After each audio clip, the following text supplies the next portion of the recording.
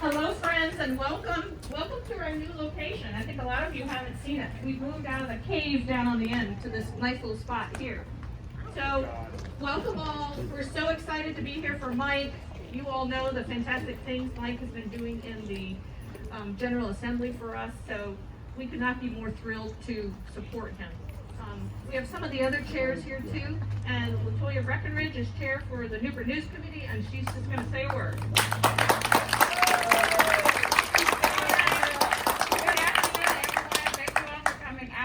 Definitely excited in Newport News and throughout, as you can see, to see Mike reelected.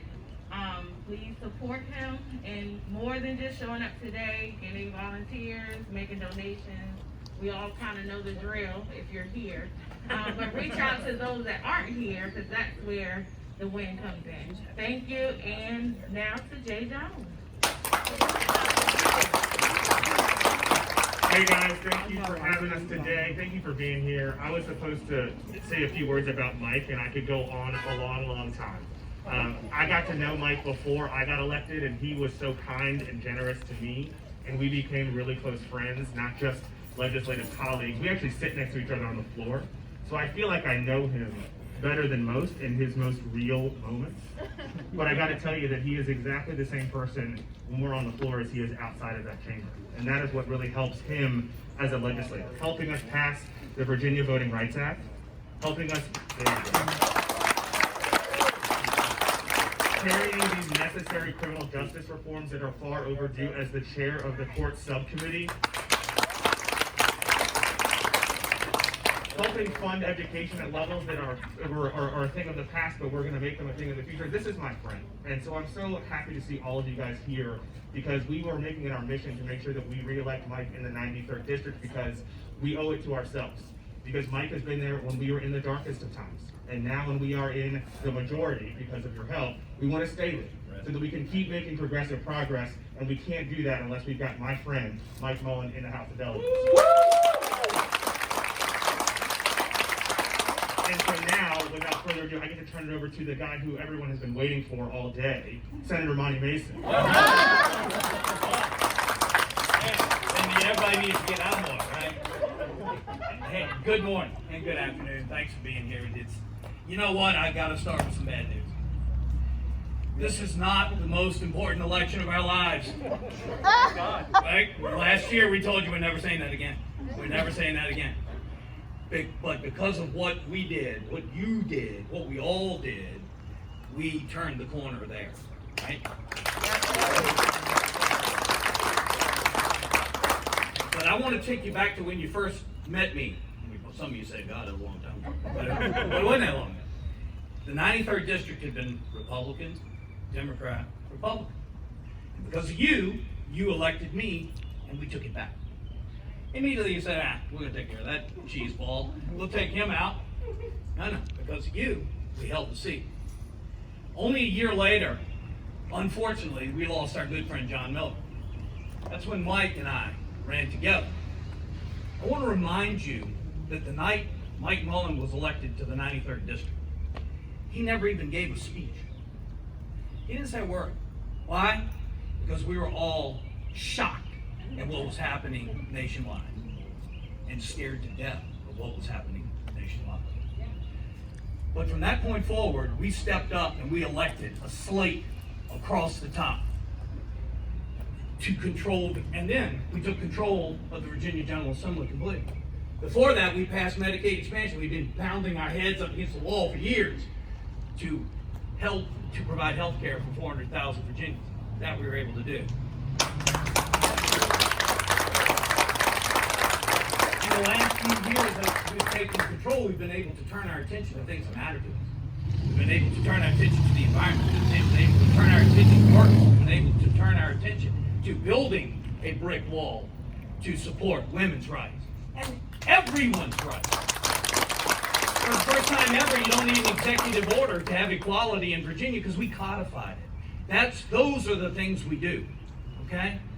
But the year after we got elected, we were standing at the courthouse in 1770 giving a speech, and I was saying something probably not too flattering to the President of the United States. A young man standing over there next to the courthouse said, He was duly elected the President of the United States. People say, oh, that's, oh, no, don't boo. He's right. He's exactly right. We took our eye off the ball. We got all caught up in internal fighting. And we didn't understand that every single election is the most consequential election in Virginia that you can participate in, if you participate. And you coming out here today, standing in a parking lot, standing wherever we go, knocking on doors, making calls, phoning a friend, but you're here because you're committed, you get it, right? But now we need to constantly go out and tell people that every election is extraordinarily consequential. And when we hold the 93rd District House of Delegates seat, we can then put our priorities in front. We can elect people like Dave Jenkins in Newport. We can elect people like Jim Eisenhower in James City County, John McGlennon in James City County, and another elected official that I owe. Because we believe in things that then we can put on the street and we can work towards as we move forward. But that's only because we keep our eye on the ball. So I can't tell you how much I appreciate you being out here today, because my friend Mike Mullen is a leader. He's number 59 in the House of Delegates over there in just a short period of time. But again, I want to remind you that in the short period of time that you've known me, Virginia, when I came into this game, Virginia was one of those states that was one of the 20 some odd states who are working to restrict the vote today. Instead of, as Virginia is doing, we're codifying equal and more opportunity to vote. In just a short period of time that I've been involved, Virginia was one of the states fighting. We believe if you are a living, breathing human being, that's it for us. We want to help you, whatever your station in life, whatever you do. And states are targeting transgender children who must have one of the toughest existences in the world. So let's pick on them and make it even harder for them. Virginia was that state not very long ago. But we changed that because of the work you're doing. We changed that because we elect people like you see in front of us. We changed that because we elect people like Elaine Luria. I'm picking you, so I don't know what I'm pissed. I was with Elaine yesterday at an unmanned aerial systems scope, and they said, well, what did she? I said, you better be ready. She gets it. She knows what's up. About 10 minutes into the conversation, she said, I'm sorry, I don't mean to get in the weeds here. And they were like, these engineers like, whoa, are you kidding? Get in the weeds, sister. Well, we elect people like Elaine Luria, and we keep working for people like Mike Mullen, Elaine Luria, Jennifer McCullen, Jay Jones, But again, last time I talked to you here, we had a heck of a lineup of people that I said I am super proud to be able to be here in front of. Today that continues in support of Mike Mullen, but with people like Congresswoman Elaine Luria.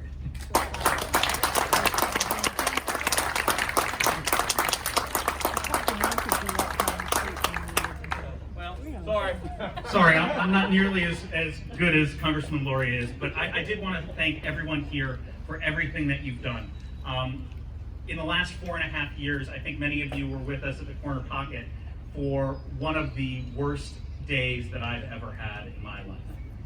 Having the kind of emotion that Monty was just talking about, the ups and the downs of seeing what happened to all of us in 2016, that was a dark time.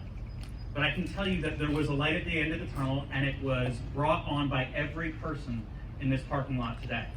Because there was no one here who gave up. There was no one who said, this is where I just won't participate anymore. That I'll give up on democracy, that I'll give up on my fellow citizens. And as a result, and as a response, we had one of the largest changes in the Virginia General Assembly in its history. Certainly since the Civil War. We had an amazing class of new delegates led by people like Jay Jones, who came in and were able to take care of us and make sure that we had Medicaid expansion. And then the year following, when we took over the House of Delegates, it was an absolutely extraordinary moment because we were able to pass legislation that we've been promising for a generation or more. So Senator McClellan ran the Virginia Voting Rights Act, and we now have the first state in the South to be able to have voting protections like that. Pretty good. We had massive criminal justice reform, including helping to close the school-to-prison pipeline, and something that I worked very hard on in the last 2 years, which is the abolition of the death penalty.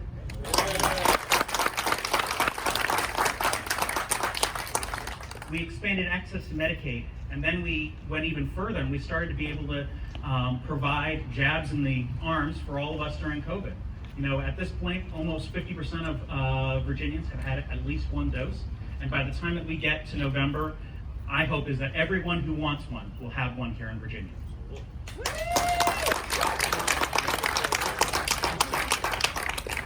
Great things are happening on the federal level too. I mean, it has been less than 100 days, and we already see the massive shifts that we've seen in Washington, D.C. We see investments in infrastructure coming. We see investments in our populations. We've had people who've gotten checks for the first time, and we have 100,000 more shots that are coming every month. It's a pretty extraordinary thing when you elect Democrats. You have to keep doing it.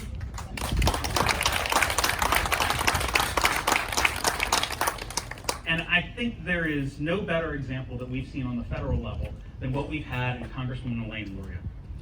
In the short time that she's been with us in Washington, D.C., she has risen to a subcommittee chair. She has been a leader on naval issues for us, since that is the industry of our area, tourism and the military. And people just listen to her.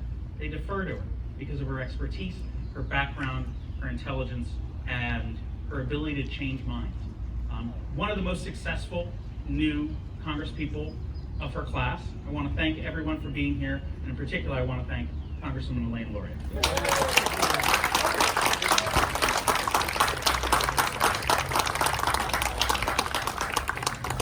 Well, Mike, thank you for the very kind words. It is just exciting to be here to kick off yet another campaign year. We do this every year in Virginia, and as both Mike and Monty and Jay and everyone here knows, we've made incredible progress over the last few years. So in 2017, we had a big blue wave. We won all the statewide offices and picked up seats in the General Assembly. In 18, thank you to everyone here, helped shift our congressional delegation, including the 2nd District, from 4-7 to 7-4, with myself, Abigail, and Jennifer all going to Washington and re-electing Senator Ken Payne. And then in 19, the big blue wave came through and we took the General Assembly. And that's why this election is so important. It's so important because we need to keep that majority in Richmond. And part of doing that is sending Mike Mullen back to Richmond. I think that all of you know his incredible leadership, his incredible accomplishments, the fact that he took the lead on the legislation to abolish the death penalty. And Virginia is the first state in the South to do that. So I know we're incredibly proud of your work, Mike, on that and on so many more issues. We just truly can't take our eye off the ball.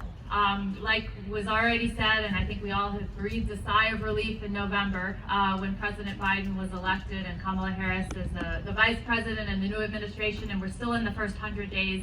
And from the federal level, we've sent out assistance in numerous ways, the American Rescue Plan, and that is going to bring huge resources to get kids back in school, to help our state and local government. And part of why I feel it's so important to show up for every one of these things is we're a team between federal, state, and local. And when you elect Democrats that make a great team, and you have folks here like Dave and Jem and John and all of our General Assembly members, and that we just continue to build that team and support each other year after year, I think that that's what's incredibly important. So I think I'm the one who's going to wrap this up and make the ask. You're here, so you're already engaged. Get more people engaged. Whatever Mike needs, we're here for him, whether it's knocking doors or making phone calls. And of course, like every election, candidates have to get their message out. So also urge you, if you're able, to support Mike and his campaign financially so that he can reach more people than those of us who are already on his team here in this parking lot. So I want to say thank you again. Thank you to the Williamsburg and the Newport News Democratic committees for all that you do for all of us, because all of us are working together to keep Democrats in office, keep our values in office, and work together between the federal, state, and local level to make our communities better. So thank you.